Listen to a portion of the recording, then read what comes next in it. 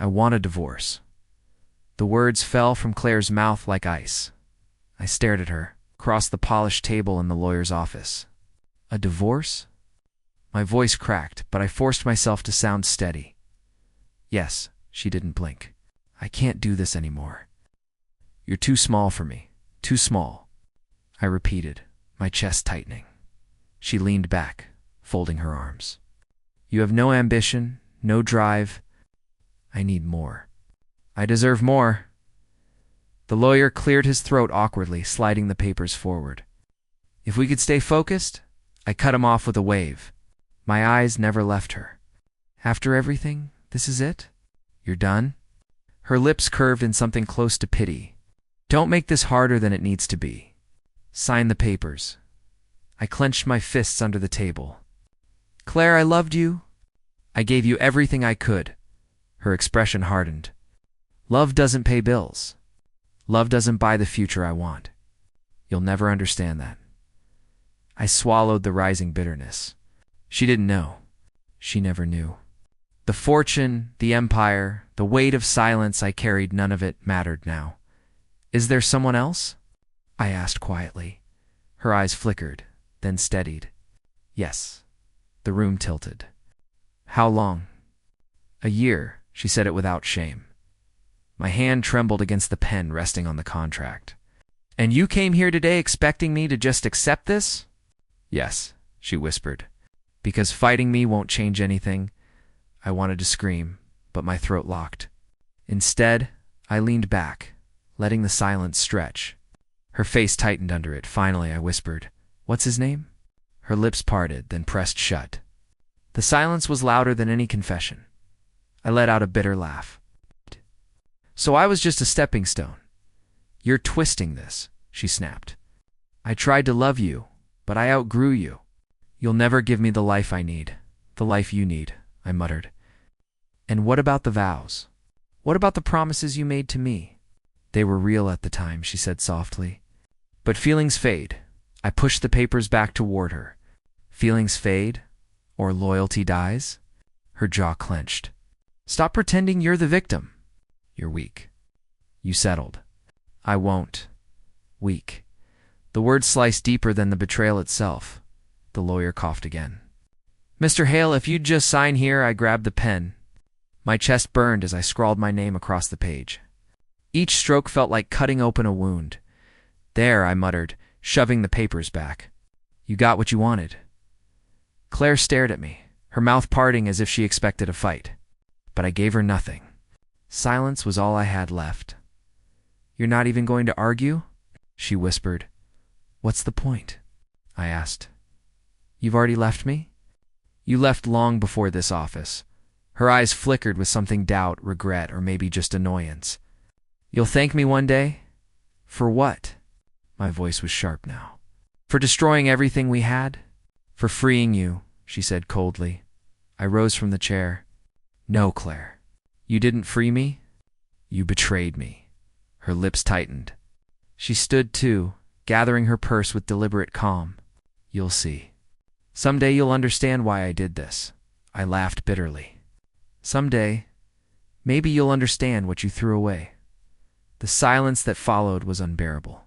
Finally, she turned and walked out, her heels echoing like nails in a coffin. The lawyer busied himself with the papers. Pretending not to notice my shaking hands, I whispered, More to myself than to him? She thinks I'm small. She thinks I'm nothing. He glanced up but said nothing. I closed my eyes, steadying my breath. She didn't know. She never knew. I had hidden the truth from her, believing love didn't need wealth to survive. But maybe I was the fool. I thought she wanted me. Instead, she wanted the world, and I had given her silence. As I walked out of that office, my chest ached with a weight I couldn't carry. The city outside looked the same, but nothing felt the same. I whispered to the wind. She doesn't know what she's lost. But inside, I knew I had lost more. My silence was my shield, but in that moment, it felt like chains. The apartment was too quiet. I dropped my keys on the counter and listened to the hollow sound. Once Claire's laughter used to fill these walls. Now, Silence pressed against me like a weight. I whispered to no one. She's gone. The couch still carried her perfume. The framed photos mocked me with smiles I couldn't trust anymore. I tore one down, but the glass didn't shatter. It just thudded against the carpet, unbroken, like cracked, but not yet destroyed. The phone buzzed. Messages from friends. Are you okay? Call me. We heard. I shoved the phone aside. I didn't want pity. I didn't want anyone's words, except Marcus. When I finally called, his voice came sharp. Took you long enough. You sound like hell, because I am. Did she say why? She said I'm too small for her dreams. There was silence, then a low curse. She's blind. You could buy her dreams 10 times over. I closed my eyes. She doesn't know. That's the point. I never told her. Because you wanted her to love you, Marcus said. Not the money. I sank onto the couch, and she chose someone else anyway. She chose a lie over the truth, he snapped. That's on her, I rubbed my face. What's the point of all this wealth if the one person I wanted it to mean nothing to left me? The point, Marcus said firmly, is that you don't waste another breath bleeding for someone who threw you away. I laughed bitterly. Easy for you to say, don't start. I've seen you fight through worse. You're not broken. You're wounded. There's a difference. The words cut through me. I whispered I don't even recognize myself. I looked in the mirror earlier and didn't see me. Just a man hollowed out. Marcus didn't flinch. Good, that means you've burned the old version of yourself. From ashes comes something stronger. I'm not looking for revenge, I muttered. Who said you should? Not yet. Breathe first. Survive first. Then silence will do the work for you. Silence. I asked. Yes. Silence is power. Don't chase her. Don't explain yourself. Don't justify what you are. Let her walk into the fire she built. She'll learn the truth without you saying a word. I leaned back, staring at the ceiling. What if the truth doesn't matter to her? Then it will burn her anyway. That's what truth does. The weight in my chest tightened. Marcus, I loved her. I know, he said softly. And that's why it hurts. But love isn't supposed to cost you your soul. You gave her loyalty, and she answered with betrayal. Stop punishing yourself for her weakness. I pressed my palms into my eyes, forcing back tears. It feels like I'm drowning then. Let me remind you, he said firmly. You're not weak. You're not small. You're a man who has survived storms most wouldn't even stand in. This is just another storm. I swallowed hard. You think I'll get past this? You won't just get past it, Marcus said. You'll rise from it. And one day, she'll see. She'll know who she left behind. And that silence of yours, it'll be louder than any words you could throw at. His certainty was a rope pulling me from the dark. I whispered so I'd just wait. You don't wait. You rebuild. You breathe. You live. And when the time comes, you won't have to lift a finger. She'll be her own punishment. I let the silence stretch between us. His words circling in my head. Finally, I said, maybe you're right. Maybe I don't need to destroy her. Maybe she'll do it herself. Marcus's voice softened. Exactly. The best revenge is living. And you, my friend, you're about to start living again. I ended the call, staring into the dim apartment. For the first time since signing those papers, I felt a flicker of air in my lungs. It wasn't peace. Not yet. But it was something close. The ashes of my heart still burned. But maybe, just maybe, Marcus was right. From ashes, something new could rise. And my silence would speak louder than anything else. The city lights blurred as I walked aimlessly, my thoughts heavy, my chest hollow. I didn't know where my feet were taking me until I ended up near the river. A voice broke through the night. You look like you're deciding whether to jump or walk away. I turned. A woman leaned against the railing, arms crossed, her dark eyes sharp. I'm just thinking, I muttered, thinking. She asked, or drowning inside your own head? Her bluntness startled me. You don't even know me. Maybe not.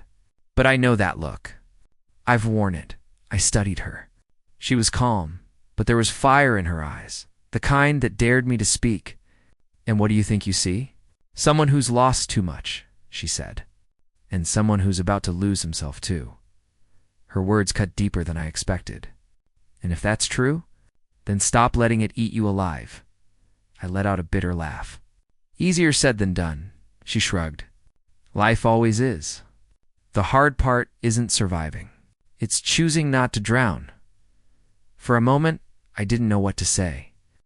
Finally, I whispered, "Why do you care?" "I don't," she said honestly. "I just hate watching people waste themselves." Silence stretched. The river moved quietly beneath us, and for some reason, her presence steadied me. "Name?" I asked finally. "Evelyn." Mine's. I stopped. My name suddenly felt heavy. "Doesn't matter right now," she smirked. "Then don't tell me." Sometimes strangers are easier to talk to. Her bluntness shook something loose inside me. I muttered, "Maybe strangers are safer too." Exactly. We stood there a while, not speaking, until she finally said, "Whatever happened to you, don't let it chain you. The past is supposed to teach, not bury." Her words lingered long after she left. The next morning, Marcus showed up unannounced, slapping papers on my desk. "Enough sulking. You're coming back." "Back to what?" I asked tiredly. "Back to yourself." He shoved a folder closer. "There's an investment opportunity in tech. Big one. We can secure it now if you stop acting like a ghost. I don't care about money." He leaned forward. "This isn't about money. It's about you remembering who you are." I stared at him. "And who's that?" He didn't hesitate. "A man who built an empire before he let love blind him." His words hit like Evelyn's. I sighed. "You think I can just flip a switch?" "No. I think you can start small. One meeting. One deal. One step back into the fire." I rubbed my temples. "What if I fail?" "Then fail forward. But don't rot here." His stubbornness left me no choice. I finally said, "Fine. One meeting. That's all I ask." The meeting wasn't easy. My voice felt rusty, my confidence fractured. But the moment I spoke numbers, strategies, projections, it all started coming back. My silence wasn't weakness anymore. It was control. Afterward, Marcus grinned. "See, you're still in there?" I exhaled slowly. Barely. Barely is enough to start. The days turned into weeks. Marcus dragged me to more deals, more negotiations. I rebuilt routines, early runs, training sessions, studying markets late into the night. Every bruise from sparring reminded me my body could still fight. Every contract signed reminded me my mind hadn't died with my marriage. One night, I caught myself in the mirror. My eyes still carried shadows, but they also carried fire again. Evelyn's words echoed. "Don't drown," I whispered to my reflection. "I won't." When Marcus called that night, he asked, "Feeling more like yourself yet?" "Not the old me," I said. "Someone new. Someone stronger." "Good," he replied. "Because healing doesn't mean forgetting. It means preparing. For what?" I asked quietly. "For the day the past comes knocking." His words stayed with me. I didn't know when that day would come, but I knew one thing: I'd be ready. The chandeliers above glimmered like frozen stars, casting their glow across the marble floor. I straightened my cufflinks, my reflection in the glass doors calm, controlled. Tonight wasn't about revenge. Tonight was about business. As I stepped into the gala, I felt the shift. Whispers spread like fire. "That's him. CEO of ArcLight Investments. Billionaire young too." I ignored them. My silence carried farther than their gossip. Marcus leaned close. "They're already rattled. You make an entrance better than you think." I smirked faintly. "Not an entrance. Just a step." And then I saw her, Claire. She stood across the hall in a glittering dress. Her arm looped around Adrian's, the same man she left me for. His grip on her was tight, possessive, like he knew she might slip away. Her eyes landed on me. At first, her smile shone with confidence. But then, recognition struck, and it cracked. The glass mask shattered in front of me. Marcus noticed. "She knows. I don't need her to," I said, though my chest burned. Adrian tugged Claire closer, whispering something. She nodded stiffly, but her gaze never left me. I moved on, shaking hands, exchanging pleasantries. My name carried weight now, heavier than she ever imagined. At the bar, Marcus nudged me. "She's coming." I turned slowly. Claire approached, every step hesitant, though she tried to mask it. Her voice trembled when she spoke. "So this is who you are?" I sipped my drink, giving no answer. She pressed on. "All this time, you were him?" Silence was sharper than words. Her hands fidgeted. Was it all a lie? Was our marriage just some cruel trick? I set the glass down carefully. My eyes met hers, steady. Still, I said nothing. "Say something." She pleaded, but I did. Her voice cracked. "You let me believe you were small, ordinary?" And all this time Adrian stormed up, his tone defensive. "What are you doing, Claire? Don't talk to him." She flinched, but didn't move away.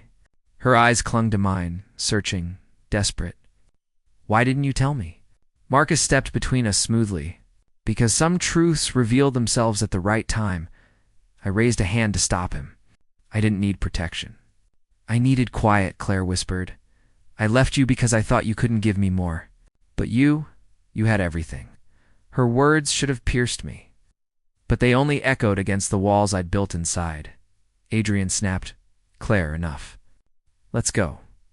She shook her head. "No, I need to understand." Finally, I spoke, my voice low, steady. "You made your choice. Now live with it." Her breath hitched. "You're cruel." "No," I said softly. "I'm silent." She reached for my arm, but I stepped back. The air between us turned heavy, suffocating. Adrian pulled her close, glaring. "You think you're above us now? Just because you have money?" I met his eyes briefly. "Money doesn't change who people are. It only shows who they've always been." His jaw clenched. Claire's tears shimmered under the lights, but I felt no urge to wipe them away. Marcus touched my shoulder lightly. "We have business inside." I nodded and walked past them, leaving her trembling behind me. The rest of the gala blurred into handshakes, contracts, and polite smiles, but her face stayed burned in my mind. Not as a wound anymore, but as a reminder. Later that night, Marcus asked, "Did it feel good?" Watching her realize, I leaned back in the car, staring out at the city lights. "It didn't feel good. It felt necessary." He chuckled. "Silence is the loudest answer." I closed my eyes. "And the only one she'll ever get from me." Marcus entered my office with a folder in his hand, a strange smile tugging at his lips. "You're not going to believe who just applied," he said. I looked up from the reports. "Who?" He dropped the folder on my desk. "Claire." For a moment, I said nothing. My eyes scanned her resume, her handwriting neat, her words desperate. Marcus leaned against the desk. "She's looking for work. Seems Adrian's empire as well. Not much of an empire." I closed the folder. "Hire her." Marcus raised a brow. "You're serious?" "Yes." My voice was steady, but inside a knot tightened. "Not because you want her back?" He pressed, "No, because I want to see how far pride can fall." The next week, I saw her in the office for the first time. She looked smaller somehow, her designer dress traded for a simple blouse. She avoided my gaze as Marcus led her past my door. Later, he came in grinning. "She didn't realize this is your company. She thinks I'm the one who hired her." I leaned back in my chair. "Let her think that. You're really going to watch her struggle here?" "I won't interfere," I said. Her choices brought her here. Days passed, and I observed from a distance. I watched her stumble with reports, stay late at her desk, fight back frustration when deadlines pressed. One evening, Marcus joined me by the glass wall overlooking the floor. Claire sat alone, her hands tangled in her hair. "She's cracking," Marcus muttered.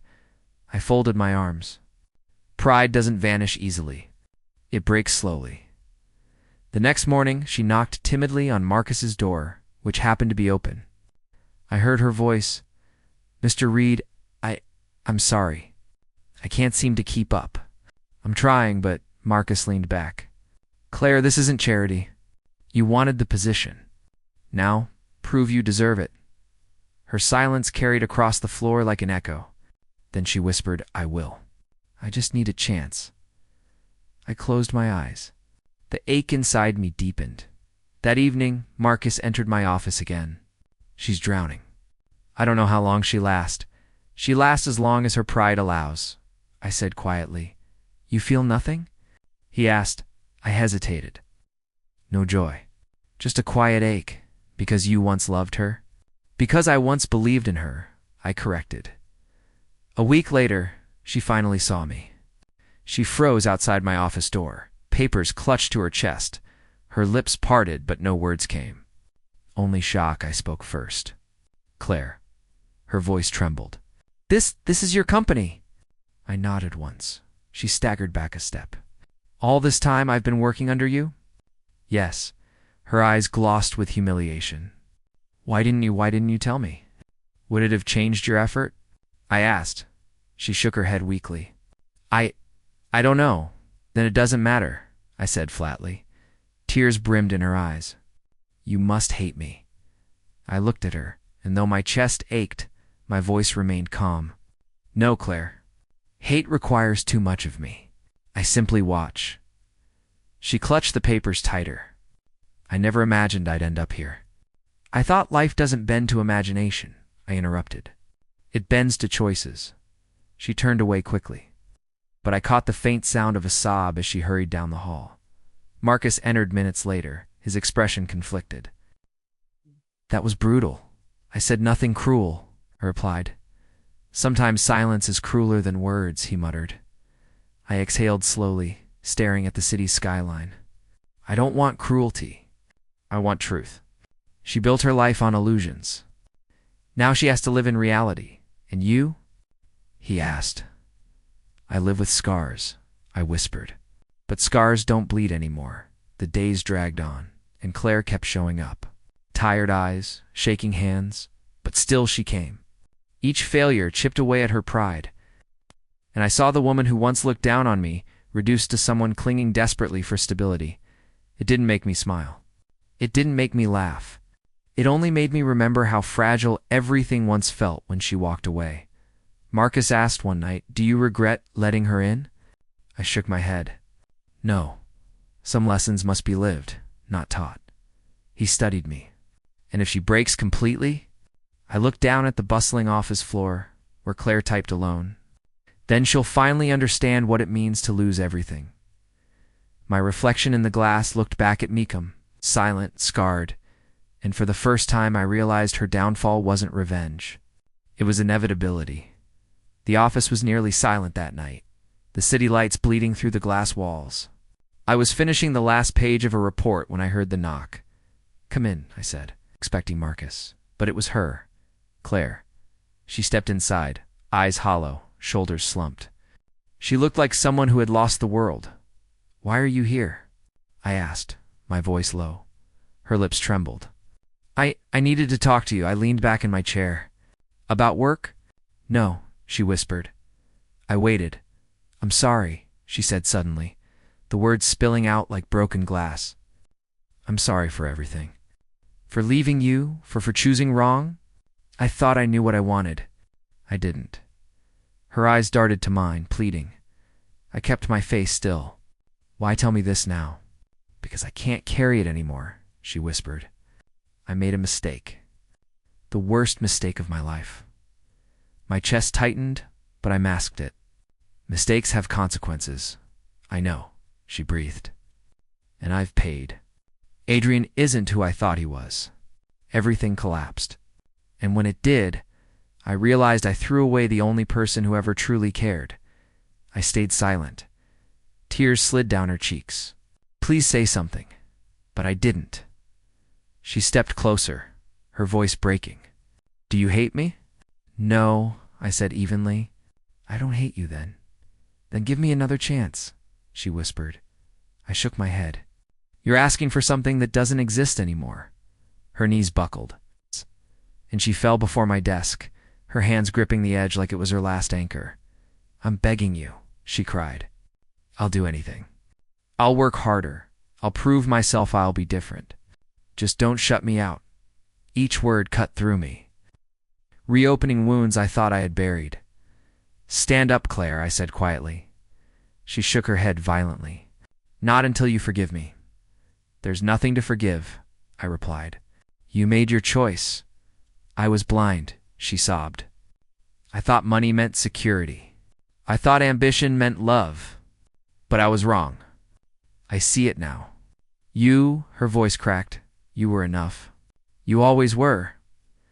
I clenched my fists beneath the desk, forcing my voice steady. Don't rewrite the past. You told me I was too small for your dreams. Her face twisted with shame. I didn't mean it. I was arrogant, foolish. Please believe me. I stared at her. The image of the woman who once shattered me now, kneeling at my feet. Belief is a fragile thing, I said slowly. Once broken, it doesn't return. She pressed her forehead against the wood of my desk. Then let me rebuild it, piece by piece. I'll spend the rest of my life proving it to you. The silence stretched, thick with her sobs and my restraint. You don't understand, I said at last. This isn't about cruelty. It's about truth. Her red-rimmed eyes lifted to mine. And the truth is, you don't love me anymore. My throat ached, but I forced the words out. The truth is, love died the day you betrayed me. Her breath caught like I had struck her. No, she whispered. Please don't say that. Don't mean that. I didn't answer. She crawled closer, clutching my sleeve. Look at me, please. See me. See how broken I am without you. I met her gaze, but I didn't soften. You broke yourself. I only survived it. Her grip weakened, her voice fading to a whisper. So that's it. There's nothing left? There's nothing left, I said. Her hand slipped away, and she collapsed onto the carpet, sobs shaking her frame. I turned my chair toward the window, staring at the city lights that gleamed like indifferent stars. Behind me, her voice trembled. I still love you.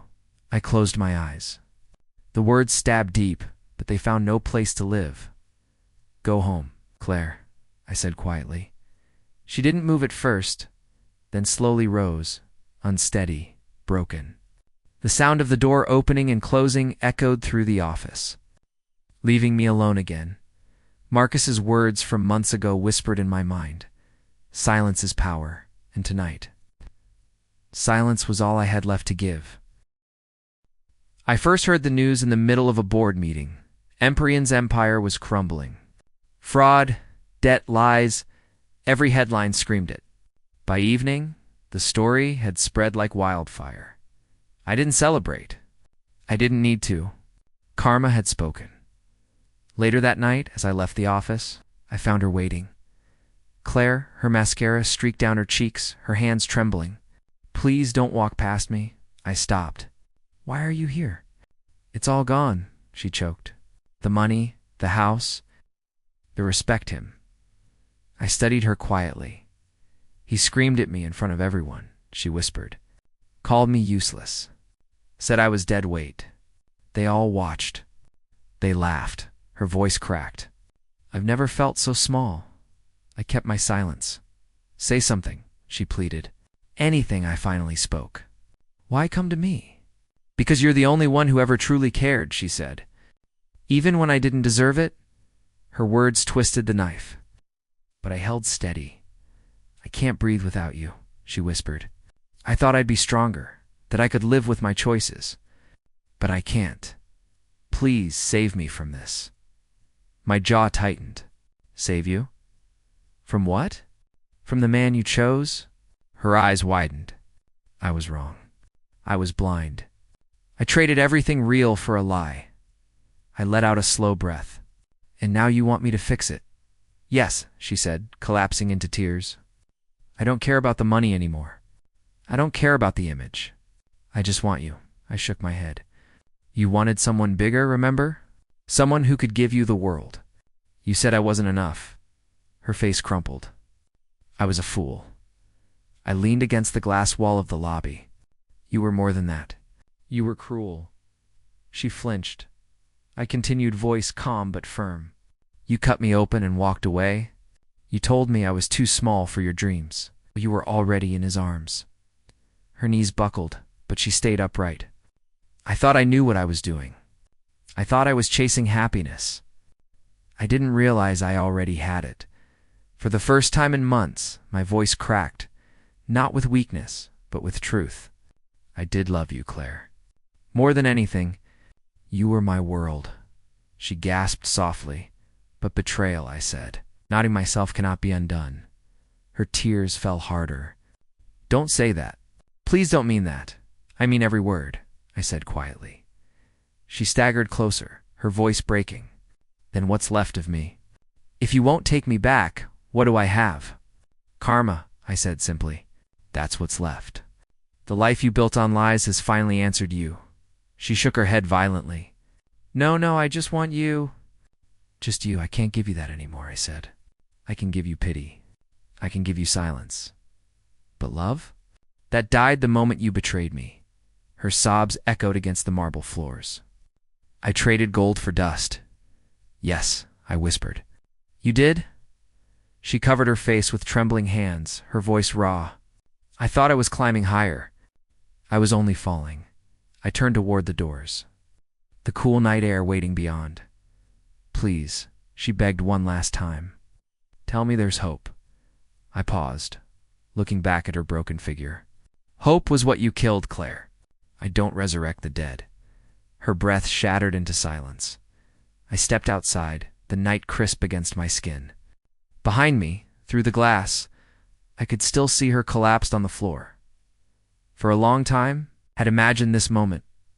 Her realizing, her begging, her breaking.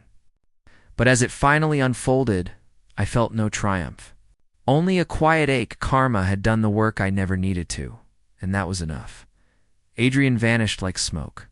1 week he was still clinging to scraps of influence, and the next he was gone. Debts, lawsuits, whispers of prison. He left Claire abandoned, a hollow shadow of the woman who once mocked me. The world looked at her with pity now, desperate, broken, exactly what she had called me, and me. I was standing taller than ever. That evening, Evelyn joined me in my office.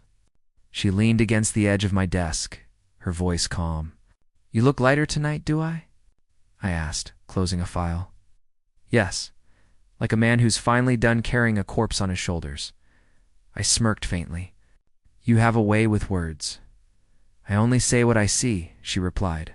You've been living as if love was a chain. But you're stronger without it strangling you. Her honesty struck me in ways Claire's beauty never did. Evelyn didn't chase my past, didn't demand my pain, didn't care about my fortune. She only wanted the man in front of her. Before I could answer, the doors slammed open. Claire stormed in, her face flushed with rage. Is this her? She snapped, pointing at Evelyn. Your new wife? Evelyn raised a brow, but stayed silent. I exhaled slowly. Claire, what are you doing here? Don't play calm with me, she shouted. Everyone's talking. They say you're with her. That she replaced me. She didn't replace you, I said evenly. Her eyes narrowed. Then what is she? Some charity project? Another pretty distraction? Evelyn finally spoke, her voice sharp. I'm not here to argue with you. I'm here because he chooses who he lets in, and you're not one of them anymore. Claire spun on me. Answer me. Is she your wife? Is that what this is? No, I said firmly. Evelyn isn't my wife. She's something else. Her voice dropped to a trembling whisper. Then what is she? I looked at Evelyn, then back at Claire. She's a reminder. A reminder that love isn't supposed to be a chain. It isn't supposed to suffocate. With her, I don't feel trapped. I feel free. The words landed like knives. Claire's lips trembled, her chest heaving. Free. She echoed, almost choking on the word. Yes, I said. For the first time, I'm not carrying someone else's weight. I'm just breathing, Her fury cracked into despair. "You're saying I was the chain?" "You were the one who made me believe love was bondage," I answered quietly. "You turned it into a weapon." "Evelyn reminded me it doesn't have to be," Claire screamed, the sound raw and desperate. "I gave you everything I had." "No," I said coldly. "You gave me conditions. You gave me ultimatums. You gave me betrayal." Her voice broke. "And her? What does she give you?" "Peace," I replied. She staggered, her legs buckling. "Peace," her eyes filled with tears, and before I could move, she collapsed to the floor, sobbing uncontrollably. Evelyn shifted slightly but didn't step forward. She understood this wasn't her battle. "Get up, Claire," I said softly. "This isn't you." She shook her head violently. "I don't know who I am anymore. Without him, without you, I'm nothing." "That's not my truth to fix," I told her. She looked up at me through swollen eyes. "Don't you feel anything? Not even pain?" For the first time, I realized the answer. No, not anymore. Her sobs quieted into silence. She stayed on the floor, broken, waiting for a lifeline I would never throw. Evelyn finally spoke, her tone steady. "You wanted power, Claire? But real power isn't in controlling others, it's in freeing yourself." Claire turned away, her shoulders trembling. I watched her for a long moment. Months ago, this scene would have gutted me. Her tears would have dragged me back into the fire. But now, watching her break, I didn't feel hollow. I didn't feel chained. I felt free. Evelyn placed a hand gently on my arm. "Come on, let's go." I nodded and turned toward the door. Behind me, Claire's sobs echoed through the room, but they no longer bound me. They were echoes of a past that no longer owned me. As I stepped out into the night with Evelyn, a weight I hadn't realized I was still carrying finally slipped away. It wasn't revenge. It wasn't triumph. It was silence. And in that silence, I found my victory. I agreed to meet her one last time. Not in my office, not in her wreckage of an apartment, but in a quiet cafe where no one cared who we used to be. Claire sat by the window, her face pale, her eyes hollow. When she saw me, she straightened. Trying to gather the fragments of the pride she once wielded like a sword. "You came," she whispered. "I said I would." I replied. Sliding into the seat across from her, her fingers trembled against the coffee cup. "I didn't think you would. Not after everything. I had nothing left to avoid," I said calmly. Her lips pressed together before she finally asked, "Why did you agree to see me?" "To close the book," I answered. She inhaled sharply. "Is that what I am now?" "A chapter you just finish." "Not just a chapter," I said softly. "You were the whole story once, but I can't stay trapped in it forever." Her eyes glistened. "So, it's really over." "It's been over for a long time," I said. She gripped her cup tighter. "Then tell me the truth. Did you ever love me? Or was it all convenience?" I met her gaze without hesitation. "Yes, I loved you." More than anything, she blinked rapidly, tears threatening to fall. "Then why? Because love doesn't survive betrayal," I cut in. "I gave you everything, Claire. And when you chose him, you cut the heart out of it." Her voice broke. "I thought he was everything I wanted. And now?" I asked. Her silence answered for her. Finally, she whispered, "So you did love me. That's why it hurt you so much." "Yes," I admitted. "That's exactly why." She shook her head, tears slipping free. "I was blind, stupid. I thought I was trading up. But I lost gold for dust." I didn't answer. "Do you hate me?" she asked suddenly. "No," I said, surprising even myself. "Hating you would mean you still mattered that much. And you don't anymore." Her shoulders sagged. "Then what do I matter?" "You're the scar," I replied quietly, "not the wound. You remind me of pain I survived." She let out a shuddering breath. "And her?" "Evelyn. She's what your cure." "No," I said firmly. "She's proof that love can exist without chains. She's proof that I don't have to be defined by what you did." Claire looked down at her hands. "I ruined everything, didn't I?" You ruined what we had, I said. But not me. Not anymore, her voice cracked again. I don't know how to live with this knowing what I threw away. That's not my burden, I said gently. She stared at me, desperate. So this is it? You're just going to walk away? Yes, I answered. Her eyes widened, panic flooding them. And I'll never see you again? Not like this, I said. Not as the woman who betrayed me. That's the version of you I'm leaving behind. Her hand shot across the table, grabbing mine. Please don't go like this. Say something. Anything. Give me something to hold on to. I pulled my hand back slowly. I already did. I told you I loved you once. That's all I have left to give. Tears streamed down her cheeks, silent now. No theatrics, just raw, broken truth. You're stronger than me, she whispered. No, I said. I just stopped needing to prove anything. Her gaze clung to me as if she could anchor herself to my silence. But silence was all I had left for her. I rose from the chair. Goodbye, Claire. Her lips trembled. Goodbye. I walked out before she could say more. Each step felt lighter, as though the floor itself lifted me higher.